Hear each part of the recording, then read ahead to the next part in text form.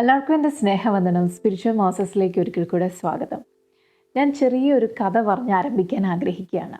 ഇത് വലിയ കാര്യമായ കഥയൊന്നുമല്ല, എങ്കിലും എൻ്റെ ജീവിതത്തിൽ എന്നെ ഒരു പാഠം പഠിപ്പിച്ച ഒരു കഥയാണ്. കുറച്ച് നാളുകൾക്ക് മുമ്പ് ഞങ്ങൾ കുടുംബമായിട്ട് ഞങ്ങളുടെ ഒരു ഫ്രണ്ടിൻ്റെ ബോട്ടിൽ ഒരു വിനോദയാത്രയ്ക്കായി കടന്നുപോയി.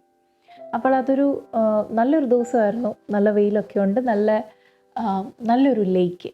അപ്പോൾ ആ ലേക്കിൻ്റെ ഒരു ഏകദേശം പകുതി ഭാഗം എത്തിയപ്പോഴത്തേക്കിനും ഞങ്ങൾ നല്ല കളേഴ്സൊക്കെ ഉള്ള നല്ല കുറച്ച് പക്ഷികളെ വെള്ളത്തിൽ കൂടെ ഇങ്ങനെ നീന്തിക്കൊണ്ട് പോകുന്ന കണ്ടു. 2 സ്വാനിനെ കണ്ടു.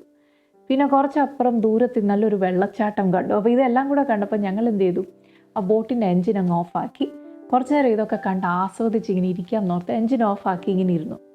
കുറച്ച് കഴിഞ്ഞപ്പോഴാണ് ഞങ്ങൾ ശ്രദ്ധിച്ചപ്പോൾ നമ്മൾ നിർത്തിയിടത്തല്ലല്ലോ ബോട്ട് നിൽക്കുന്നേ എന്ന് മനസ്സിലായി. ഈ ബോട്ട് കുറേ അങ്ങ് മാറിപ്പോയി. അവിടുന്ന് കാറ്റും ആ വെള്ളത്തിൻ്റെ ഓളമൊക്കെ കാരണം അവിടുന്ന് അങ്ങ് മാറിപ്പോയി. അന്നേരമാണ് ഒരു കാര്യം പെട്ടെന്ന് തിരിച്ചറിഞ്ഞത്. ഞങ്ങൾ ബോട്ടിൻ്റെ നങ്കൂരം ഇടാൻ മറന്നുപോയി. എൻജിൻ ഓഫാക്കിയപ്പം നങ്കൂരം ഇടാൻ മറന്നുപോയി. പെട്ടെന്ന് വെപ്രാളം പിടിച്ച് നങ്കൂരം കണ്ടുപിടിച്ചു, അതിനെ ഇട്ടു. പക്ഷെങ്കിൽ അന്നേരം ഞാൻ പഠിച്ചൊരു പാഠം, ഈ നങ്കൂരം എന്ന് പറഞ്ഞൊരു ചെറിയ സാധനമാണെങ്കിലും ആ ബോട്ടിനെ സംബന്ധിച്ചോളം അതിൻ്റെ ഏറ്റവും പ്രധാനപ്പെട്ട ഒരു ഭാഗമാണ്. ഒരു ചെറിയ ബോട്ടാണെങ്കിലും വലിയൊരു കപ്പലാണെങ്കിലും ഒരിക്കലും നങ്കൂരമില്ലാതെ അത് വെള്ളത്തിലേക്ക് ഇറങ്ങത്തില്ല. അതിന് കാരണം എന്താണെന്ന് ചോദിച്ചാൽ, ആ നങ്കൂരമാണ് തിരമാലകൾ അടിക്കും എന്നുള്ളത് ഉറപ്പാണ്, കാറ്റടിക്കും എന്നുള്ളത് ഉറപ്പാണ്. അപ്പോൾ അങ്ങനെ വരുമ്പം ഈ ബോട്ട് മുങ്ങാതെ അല്ലെ കപ്പൽ അത് ഷിപ്രക്ക് സംഭവിച്ച് അത് തകർന്നു പോകാതെ അതിനെ സ്റ്റെബിലൈസ് ചെയ്ത് നിർത്തുന്ന ഇതിൻ്റെ നങ്കൂരമാണ്.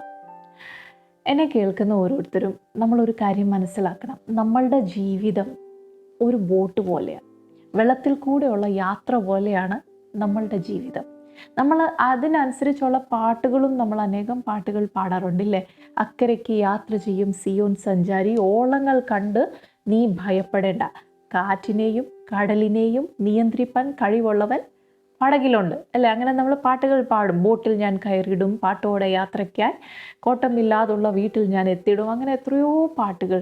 നമ്മുടെ പാട്ടുകളെല്ലാം നമ്മളെ പലപ്പോഴും പറയുന്നത് നമ്മളൊരു ബോട്ടിലാണ്, ഓളങ്ങൾ അടിക്കും, തിരമാലകൾ അടിക്കും. പക്ഷെങ്കിൽ ഈ ബോട്ടിന് ഉള്ളതുപോലെ തന്നെ നമ്മളുടെ ജീവിതത്തിനും എന്ത് വേണം? നങ്കൂരം വേണം. ഈ ഒരു വിഷയം കുറച്ച് നാളുകളായിട്ട് ദൈവാത്മാവ് എന്നോട് സംസാരിച്ചുകൊണ്ടിരിക്കുന്ന ഒരു വിഷയമാണ്.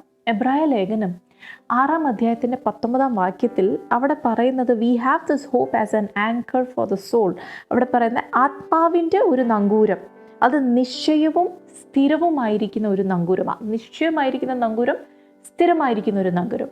പക്ഷേ അവിടെ പറയുന്നത് ശ്രദ്ധിച്ചോ, നമ്മുടെ ജീവിതത്തെക്കുറിച്ച് പറയുമ്പോൾ ജീവിതം ഒരു ബോട്ടാണെങ്കിൽ ശരീരത്തിൻ്റെ നങ്കൂരം നല്ല, ആത്മാവിൻ്റെ നങ്കൂരം. ഇപ്പോൾ ആത്മാവെന്ന് പറയുമ്പോൾ മലയാളം ബൈബിളിൽ സ്പിരിറ്റിനെയും സോളിനെയും രണ്ടിനെയും മാറി മാറി ആത്മാവെന്ന് പുതിയ നിയമത്തിൽ പലയിടത്തുമായിട്ട് എഴുതിയിട്ടുണ്ട്. ഇവിടെ പറയുന്ന ആത്മാവെന്ന് പറയുന്ന സോളിനെ കുറിച്ചാണ്, സ്പിരിറ്റിനെ കുറിച്ചല്ല.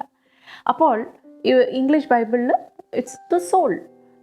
മലയാളം ബൈബിളിൽ നമ്മൾ ആത്മാവെന്ന് പറഞ്ഞാലും അത് സ്പിരിറ്റ് എന്ന ആത്മാവല്ല, സോൾ എന്ന ആത്മാവിനെ കുറിച്ചാണ് ഇവിടെ എഴുതിയിരിക്കുന്നത്. നമ്മുടെ ശരീരത്തിനും അതായത് നമ്മുടെ ബോഡിക്കും നമ്മുടെ സ്പിരിറ്റിനും അല്ല നങ്കൂരം വേണ്ടിയ, നമ്മുടെ സോളിനാ നങ്കൂരം വേണ്ടിയ ദൈവവചനം പറയുന്നത്.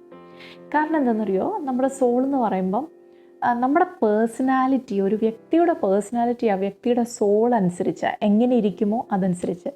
അത് കാരണം നമ്മുടെ സോളിൽ നമുക്ക് മൈൻഡുണ്ട്, നമ്മളുടെ മനസ്സ്. അതിന് conscious mind, sub conscious mind ഇല്ലേ. ബോധമുള്ള എന്നല്ല, സുബോധത്തോടെ ഉള്ള ആ സമയത്തുള്ള ആ ഒരു മൈൻഡ്, പിന്നെ ബോധമില്ലാതെ അപബോധം എന്ന ഐ തിങ്ക് സബ് കോൺഷ്യസ് എന്ന് പറയുന്നത്.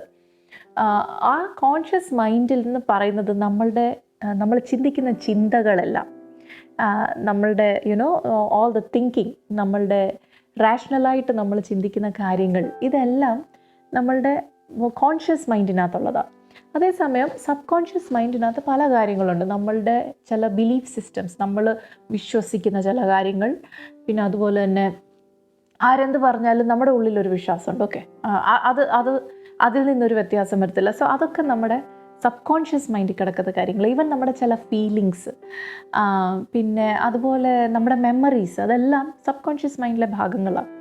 പിന്നെ നമ്മളുടെ ഈ സോളിനകത്ത് നമുക്ക് ഇമോഷൻസ് ഉണ്ട് ഇല്ലേ? നമുക്ക് ദേഷ്യം വരും, വിഷമം വരും, ചിലപ്പം പണ്ടത്തെ കാര്യങ്ങളൊക്കെ ഓർത്ത് തന്നെ ഇരുന്ന് കരയും, സന്തോഷം വരും, ചിലർക്ക് അസൂയ വരും ഇല്ല. ഇതെല്ലാം ഈ ഇമോഷൻസ് എന്ന് പറയുന്നത് ഇതെല്ലാം സോളിൻ്റെ ഭാഗമാണ്.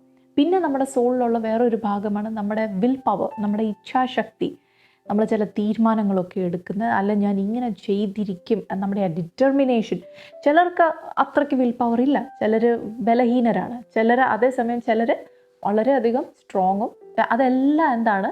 നമ്മുടെ സോളിൻ്റെ. അതാണ് ഇവിടെ പറയുന്ന ആത്മാവ് എന്ന് പറയുന്ന സോളിനെ കുറിച്ചാണ്.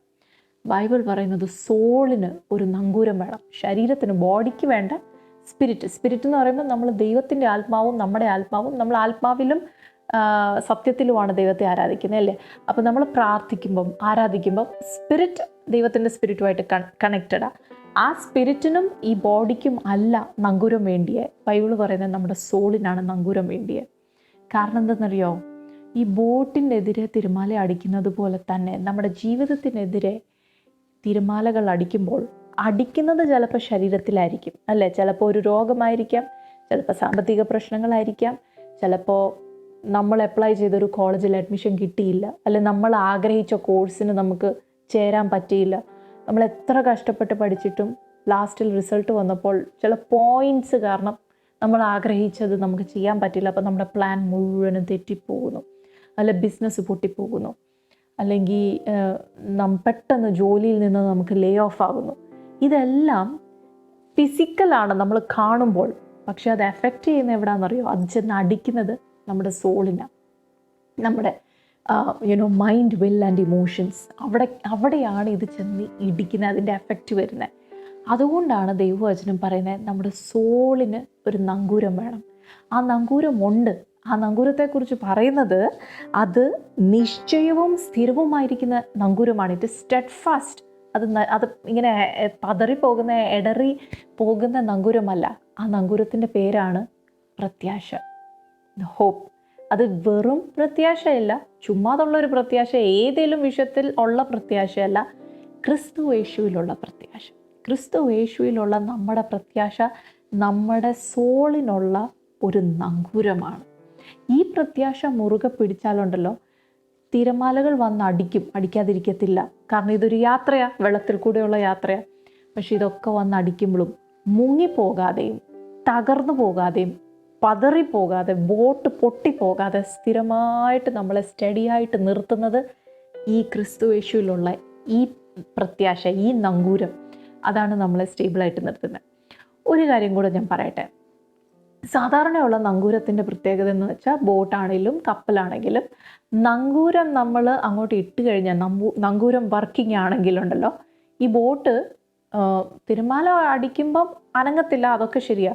പക്ഷേ ഈ ബോട്ട് മുന്നോട്ട് പോകത്തില്ല, അത് അവിടെ നിൽക്കും, ഇതിന് മുന്നോട്ട് പോകാൻ പറ്റത്തില്ല. പക്ഷെ നമ്മുടെ ജീവിതത്തിൻ്റെ നങ്കൂരോ അതങ്ങനെയല്ല. ഇതിൻ്റെ പ്രത്യേകത എന്താണെന്ന് ചോദിച്ചാൽ, ഇത് നമ്മളെ തിരമാല അടിക്കുമ്പോൾ സ്റ്റഡിയായിട്ട് നിർത്തുന്നു മാത്രമല്ല, നമ്മൾ വീഴാതെ നിർത്തുന്നു മാത്രമല്ല, നമ്മളെ അവിടെ മുൻപോട്ട് പോകാൻ പറ്റാതെ സ്റ്റക്കാക്കത്തില്ല, നമ്മളെ മുൻപോട്ട് കൊണ്ടുപോകും. ഈ നങ്കൂരം ഇടുമ്പോൾ നമ്മൾ തിരമാലയുടെ ഇടയിൽ കൂടെ, ഈ കൊടുങ്കാറ്റിൻ്റെ ഇടയിൽ കൂടെ നമ്മൾ മുൻപോട്ട് പോകും. അതാണ് ക്രിസ്തു യേശുവിലുള്ള പ്രത്യാശ എന്ന് പറയുന്ന ഈ നങ്കൂരത്തിൻ്റെ പ്രത്യേകത. എന്നെ കേൾക്കുന്ന ഓരോ സഹോദരന്മാരും സഹോദരിമാരോടും കുഞ്ഞുങ്ങളോടും എല്ലാവരോടും എനിക്ക് പറയാനുള്ള ഒരു കാര്യം, ഈ നങ്കൂരം ഹോൾഡ് ഓൺ ടു ഇറ്റ്. അത് മുറുകെ പിടിക്കുക.